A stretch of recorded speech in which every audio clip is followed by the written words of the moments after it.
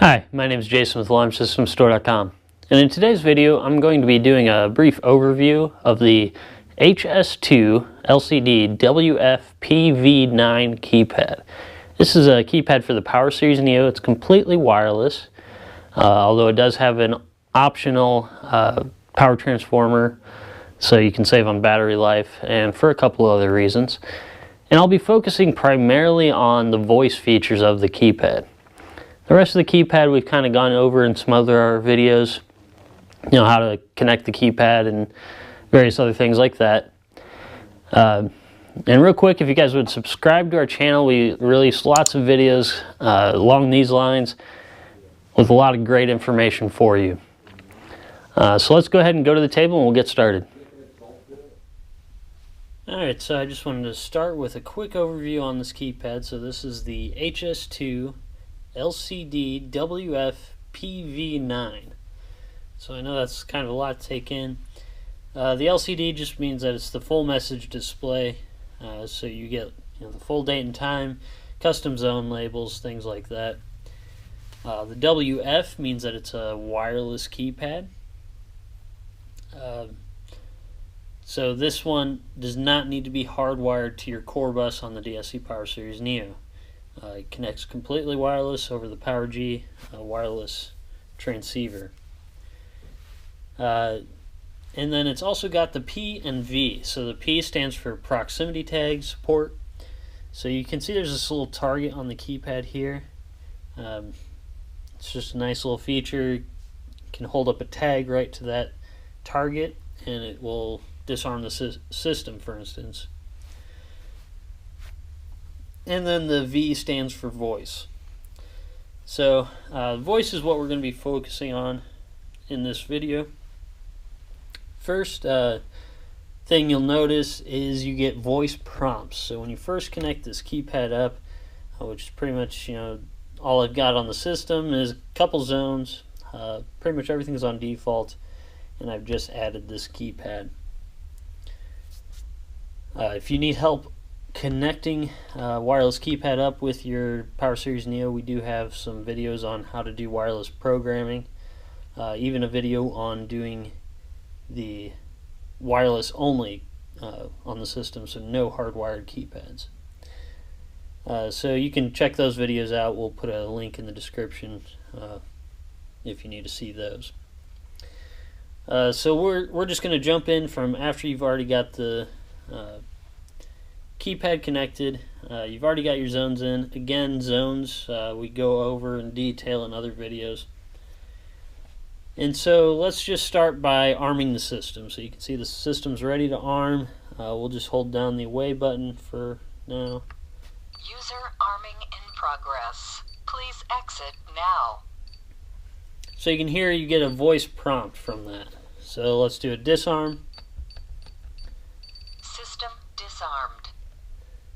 And again, it kind of just tells you what's going on. And you get a few other things, if the, let's do *8 for instance. Enter installer code. So again, it just prompts you what it's looking for. So there's quite a few things like that. I'm not going to do an extensive demonstration on every single one, but that gives you some ideas. Now, this also has an option for voice chime. However, by default it's not going to be turned on. So I have this set up as a perimeter zone, and I've labeled it living room window. So you can see when I open it up, it just does the quick 6 beeps, and then you saw it flash on the screen there, living room window open. So there's two things you're going to want to do to kind of customize your voice prompts and voice chime. The first, let's go to *6. Present tag or enter code. So you can see it says present tag as well as enter code. So if you had a proximity tag that was associated with your master code, you could just present that instead of entering the master code. I don't have a proximity tag set up, so I'm just going to enter 1, 2, 3, 4, which is the default.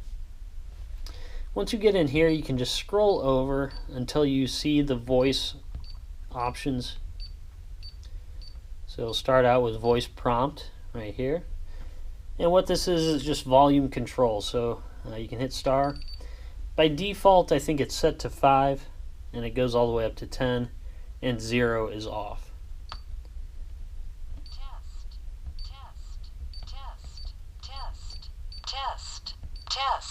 Test. So as you increase, it gets louder. Once you have it set where you want, you just hit pound, then scroll over again, and you see voice chime. And once again, same thing, you go into it, set it at the level you want, 0 through 10, 0 being off, 10 being the loudest, and then push pound when you're finished, and then pound again to exit out of the star 6 menu. So once you have those volumes set where you want, if you want to use the voice chime, you actually have to enable that. So to do that, you have to go into programming. Enter installer code. Once you're in programming, what you want to do is first confirm what keypad slot you're working on. So this keypad is the one I want to have voice prompts on. So I'm going to type in 860. So you can see it just gives some information about this keypad. So it shows the model number, it shows the slot number, which is 02, and then it shows the keypad label, which is just the default for slot 2, which is keypad 2. Keypad 2 is customizable if you do want to change it. So we know this is slot 2, so we're going to hit pound here. Now, because we know it's slot 2, we know which section number we need to go into to customize the options for this keypad. So 861, I'll scroll over, is keypad 1 programming. And then each subsequent section number is the next slot. So 862 is keypad 2, 863 would be keypad 3, etc. So we're going to go to keypad 2 by pushing star on 862, or you can just type in 862. Now here you need to go to each zone that you want the voice chime enabled. And to do that, you enter 100 plus the zone number. So zone 1 would be 101, zone 2 would be 102, zone 10 would be 110, etc. So this is the only zone we're going to worry about for now, and this is actually on zone 9. So we need to go to 109. So you can see it's set, the chime is set at 6 beeps. And you can scroll through, there's different chimes, bing bong, ding dong, an alarm tone, and then the 05 is zone name. So this only applies to voice keypads. With zone name, it's going to actually enunciate the zone label that's put there. Now there's just one caveat with that. It will only do the word library that is in the manual for the keypad. So you have to actually use the words out of that word library for it to be able to enunciate them. It can't do custom words. So we're just going to hit star here, and then it backs out. And pretty much you would do that for every zone that you want to enable the voice chime for. So let's say we want to do zone 1, you go to 101, and then you can scroll over to 05 or just enter it. And then do it again for zone 2, zone 3, etc. Maybe you don't want zone 3 to have voice chimes, so you'll skip it and go to zone 4. Whatever you need to do. Once you're finished with your door chime settings, you're just going to hit pound a couple times to get out of programming. So once we're out of programming, you can then test it to make sure it's working. Now, another thing to note, I already turned the chime on, but by default the chime is going to be off. So you'll have to hold the chime button a couple seconds. Door chime off. and that'll toggle it on or off. Door chime on. Alright, so now that the door chime is on, we've enabled the voice chime for zone 9. Let's give it a shot. Living room window open. So there you go. It gives you the prompt that the living room window is open. So it's pretty convenient for a lot of different situations. Now, one other cool feature of this voice chime is actually in alarms. So what I'm going to do is arm the system, and then we'll cut to when it's actually armed.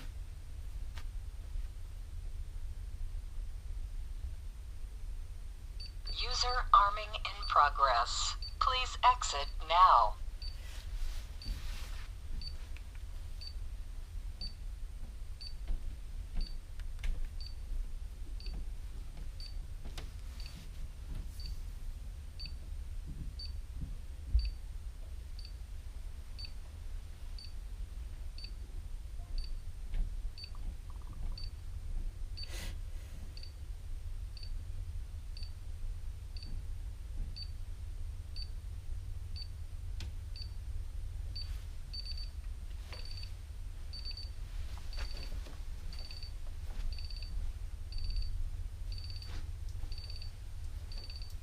System armed away.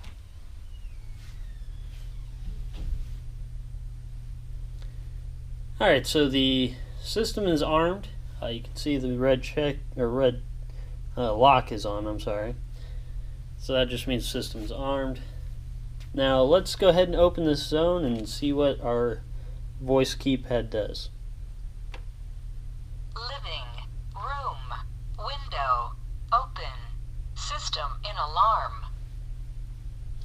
So you can see it actually tells you which zone opens when the system is in alarm. So first thing it does is tell you the zone, and it tells you that the system is in alarm. So very useful. Saves you a trip to the keypad potentially. Kind of lets you know what the system's doing without needing to see it. Room window open. And of course, even when the system's in alarm, the chime still functions as normal. And again, the keypad, if the voice chime is not enabled for that zone, will just do the standard chime, or if you have chime turned off, it's not going to do any chimes. So let's go ahead and disarm. System disarmed. Alarm in memory. And one last thing I want to go over for this keypad. So you may have seen this wire coming out. Now, I did say this is a wireless keypad, and it can definitely function as a fully wireless keypad. This wire actually is just plugged in nearby. It's just the 9-volt DC power transformer. So it takes your wall power from your AC, converts it down to 9-volt DC, and what that does is it allows the keypad to be awake all the time, which is very important for voice chimes. So let's go ahead, I'll show you where that goes. So you can see the batteries here, and this is where your power transformer plugs into. So let's just go ahead and unplug that, set it to the side here. And let's see what the keypad does when it's not plugged in. So, looks normal, but then you can see it goes off. So, when it's plugged in, it will never go to a blank screen like this. You can change the lighting settings and everything like that if you want, but it'll never go to a completely blank screen. It'll always show some information, system is ready to arm, the time and date, things like that. When it's not plugged in, it goes into a battery saving mode. So right now, it's still kind of working on minimal amount of power, but it's not going to be fully featured. So you don't see if the system's ready to arm, you don't see if it's armed, etc. It's kind of bare minimum. So let's see when it's like this, what happens when we open this zone up. So you could hear you got the default chime tone, which is the 6 beeps. Now, let's see what happens when I open this up and just wake the keypad up by pressing a button. So now it looks like a normal DSC keypad here. Living room window open. So when it's awake, it reverts back to the voice chime. And again, when it's in sleep mode like this, just does the default chime. So if you're wanting to get this keypad and you want it to be reliable for your voice chimes, you're going to want to get the power transformer. So that's all there is to it, guys. I really like this keypad. I think it's got a lot of neat features with it. And the fact that it's wireless, you can kind of put it almost anywhere you want. Makes it a great option. I think it's one of the more underutilized keypads that we sell. So if you liked this video and found it helpful, make sure you hit the thumbs up button, and I'll see you in the next video.